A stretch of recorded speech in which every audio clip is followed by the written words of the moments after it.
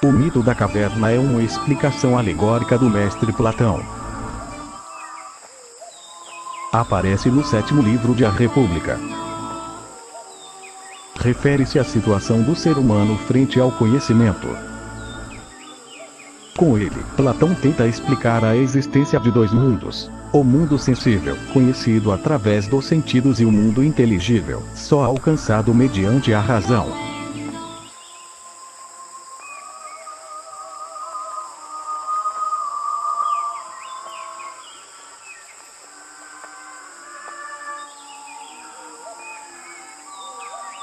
Platão criou, em sua alegoria, uma caverna na qual permaneciam desde o nascimento homens prisioneiros.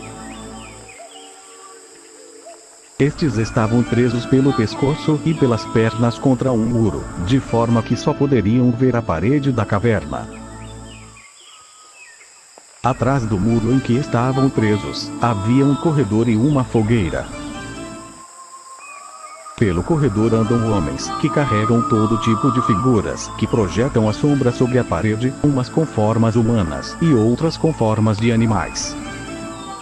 Os homens que carregam as estátuas, às vezes mantêm conversas que os prisioneiros escutam.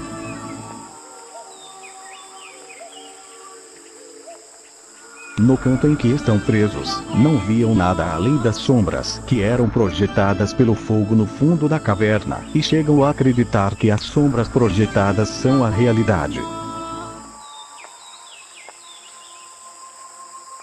Neste momento, Glauco, interlocutor de Sócrates, afirma que está totalmente convencido que os prisioneiros consideram as sombras na parede como reais, por serem as únicas formas que eles conhecem.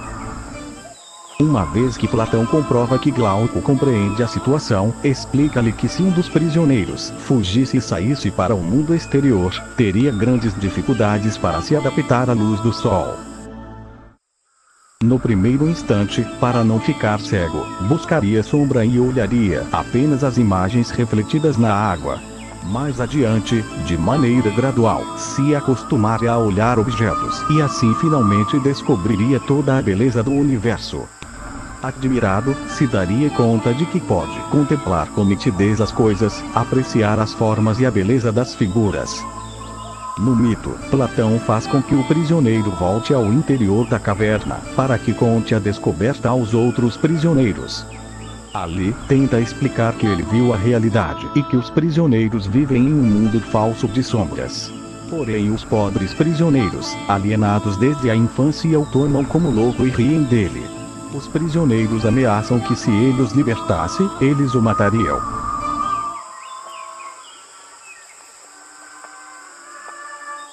Neste mito, o ser humano se identifica com os prisioneiros. As sombras dos homens e das coisas projetadas na parede são as aparências captadas por meio dos sentidos e tomadas como reais, o mundo sensível.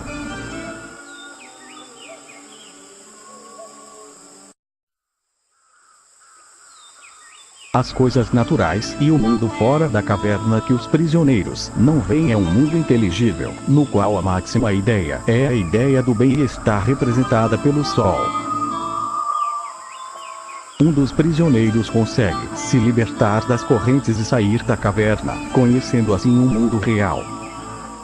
Este prisioneiro que se libertou e que deverá guiar os demais para o mundo real representa o filósofo. Somente aqueles capazes de superar o medo e a dor de mover seus músculos para se livrarem das correntes poderão contemplar a beleza do mundo inteligível com os olhos inutilizados.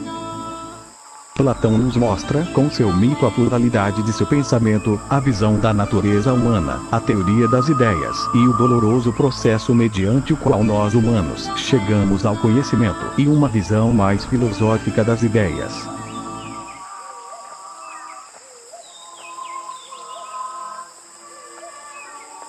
Platão, no mito da caverna, distingue nitidamente três dimensões: a antropológica, a ontológica e epistemológica, e a moral e política.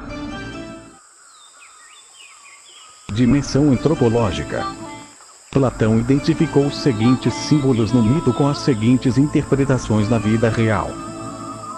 Os prisioneiros representam o homem na medida em que ele vive inserido no mundo sensível e seus valores.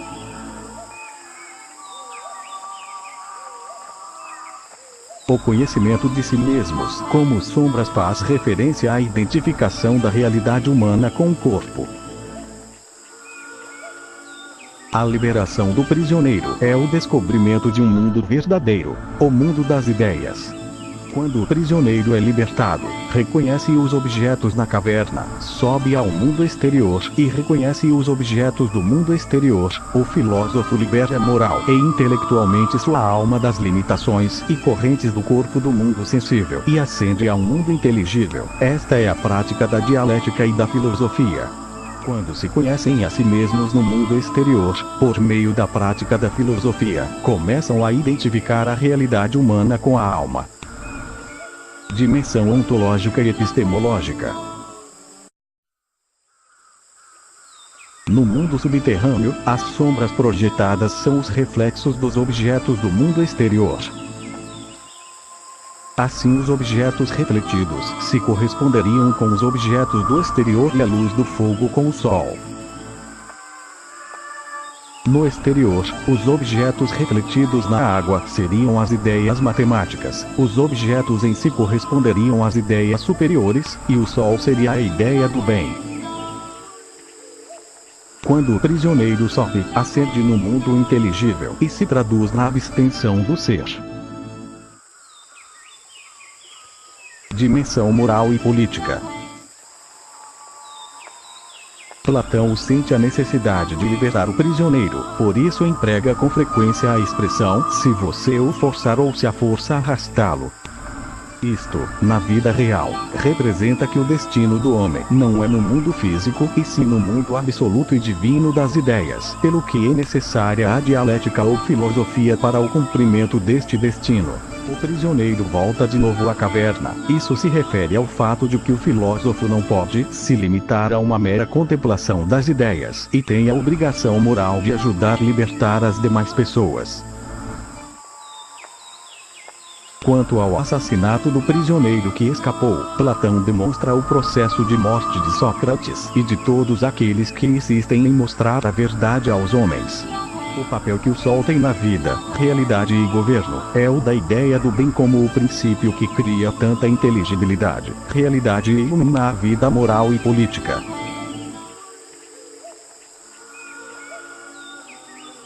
Com este mito, Platão nos mostra a pluralidade de seu pensamento e a capacidade que tem de relacionar os dois mundos dos quais fala. Como já disse o sábio grego, o corpo humano é uma carruagem, e eu sou quem o conduz. O pensamento é a rédea e os sentimentos são os cavalos.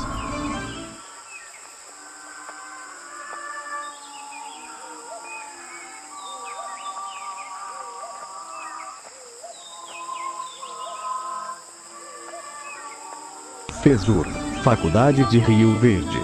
Primeiro período de Direito. Turma A, 2010. O mito da caverna.